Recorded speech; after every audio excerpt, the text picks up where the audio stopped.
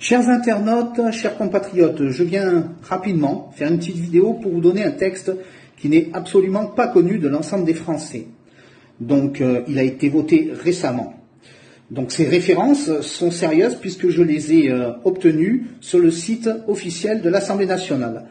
Cette loi est la loi numéro 2020-1379 du 14 novembre 2020, autorisant la prorogation de l'état d'urgence sanitaire portant sur diverses mesures de gestion sanitaire.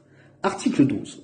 Par dérogation au premier alinéa de l'article 714 de la procédure pénale, les personnes mises en examen, prévenues et accusées peuvent être affectées dans un établissement pour peine.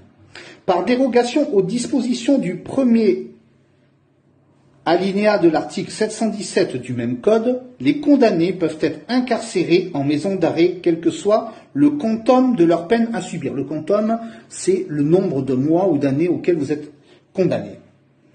Les personnes condamnées et les personnes mises en examen, prévenues et accusées, placées en détention provisoire, peuvent, et c'est là que c'est important, sans l'accord des autorités judiciaires compétentes, être incarcérés ou transférés dans un établissement pénitentiaire à des fins de lutte contre l'épidémie de Covid-19.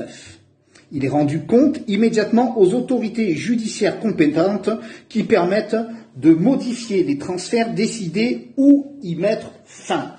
Mais quelle catastrophe cette loi! Donc ce qui veut dire que pour les non-vaccinés qui refusent d'entrer dans le cadre de la loi du pass sanitaire, eh bien maintenant les peines de prison peuvent être réelles, concrètes, elles peuvent s'appliquer. Les policiers peuvent venir d'un moment à l'autre frapper chez vous et vous amener en détention sans qu'un juge ne vous ait vu, sans que l'autorité judiciaire soit informée. Quel scandale! Est-ce cela une démocratie?